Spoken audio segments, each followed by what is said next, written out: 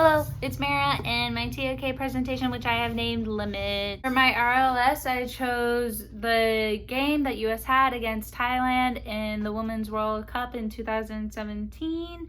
Basically what happened is that America's team won 13-0 and they came under harsh criticism from the media because people believed that they were celebrating too often or that they scored too many goals within the game. Led me to my knowledge question because I felt like the media was passing on limited information about the situation that happened in the Women's World Cup. So my knowledge question is, to what extent do the limits within one's knowledge limit the knowledge of others? I chose for an area of knowledge history because there are many biases in history that can limit one's knowledge when presented with some type of history. For my way of knowledge, I chose sense perception because you are limited in what you see based off of your senses, and you can't be given the full contextualization.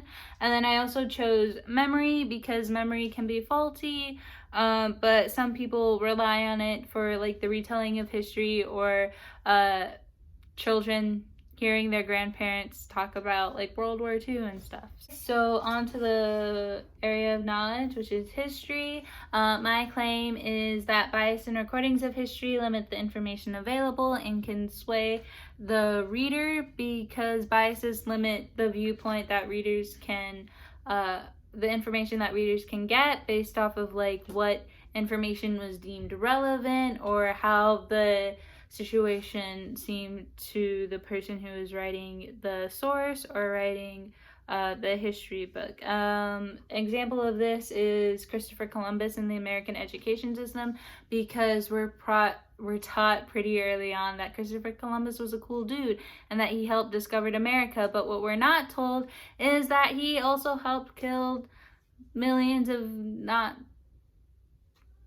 Native Americans within America as well. And so the Eurocentric kind of colonist viewpoint of Christopher Columbus overcame the full picture of what happened with Christopher Columbus. My counterclaim is that bias can be detected and a more analytical approach to the situation can be applied. And so this basically means that the person who's receiving the limited knowledge can figure out in what parts of the knowledge may be, or the information that the person is telling them may be incorrect or may be biased. And so like in the American education system, due to the media that is around today, we are taught to look for loaded words like as early as 7th grade, so that we can learn what is false and learn that people have biases on the internet and not be swayed so easily by one source.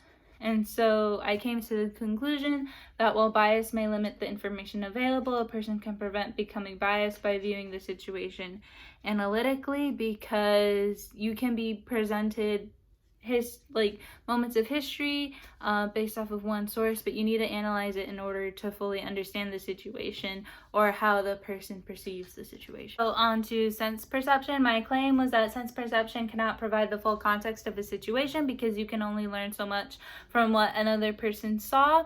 An example of this is like in TV shows when they're like, it's not what it seems. So like in the TV show Friends, Joey is helping Ross with developing pickup lines, and he slides his hand up to Ross's thigh, and then Chandler walks in and he's like, dude, what's going on here? And so Chandler cannot fully understand the full situation of what was going on.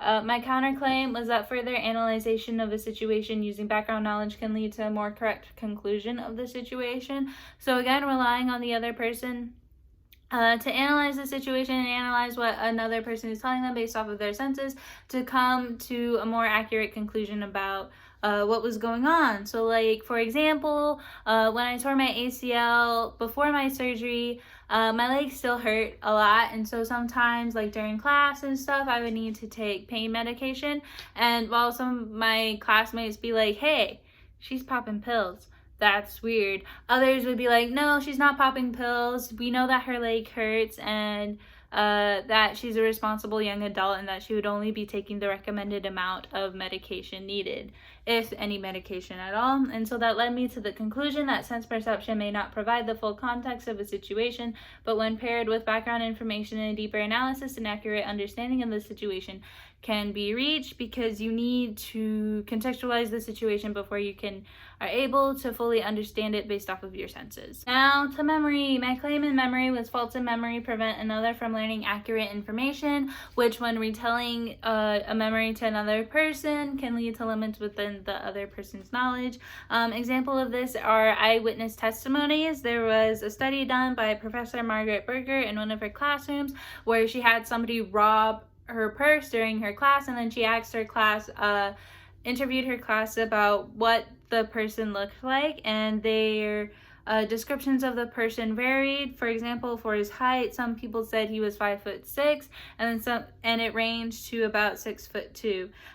This also showed, during her study, she also showed that you can plant false information, because she characterized his nose as crooked, and then some students also characterize his nose as like funny looking or broken or just weird. My counterclaim was that many memories or memories from different people can be used to reach more accurate information when collaborated with evidence. So for an example, the police still ask for eyewitnesses, and they have procedures in which they make sure there is no altering with memories or anything. They choose their words very carefully, and they interview the people individually so as not to have any what's it called?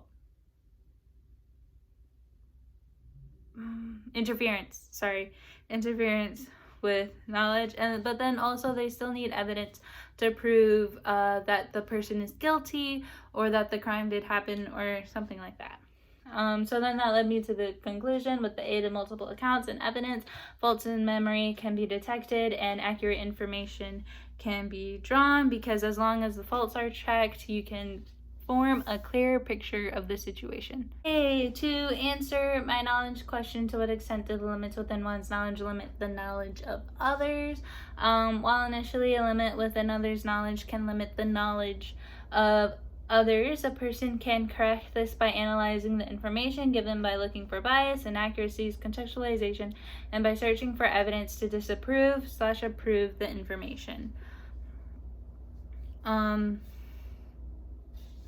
Memory, history, and sense perception have limited views, so people need to look for more in order to rely on the information as and that their knowledge is not limited by the faults in the ways the knowledge is presented, such as with bias or forgetting, and no contextualization in the case of sense perception.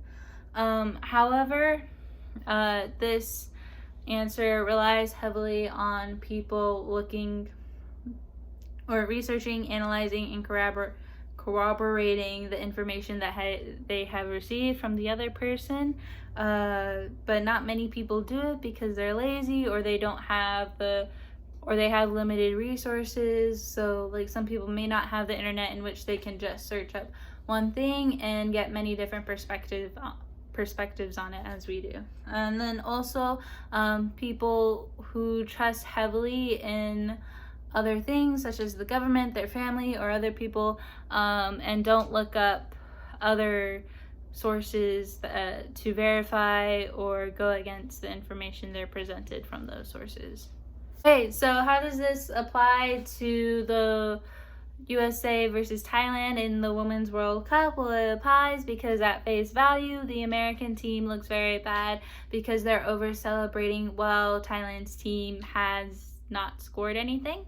But with context, the World Cup is very hard to get to as any type of player, and so just being there and scoring a goal is cause for celebration. But then also the US team needed as many goals as they can get for the ranking within the World Cup.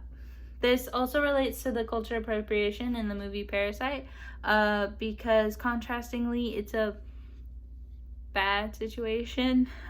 So while the director meant the cultural appropriation to be shown as the lack of information, or like the naivety of the rich people, it actually came off as being as okay, and especially due to its many awards and the lack of criticism of the cultural appropriation. But when people search deeper for like the meanings and stuff, it becomes either okay, or they can see how it is bad and how dressing up in headdresses is not okay and is viewed as insulting by the Native American community. And thanks. That's it.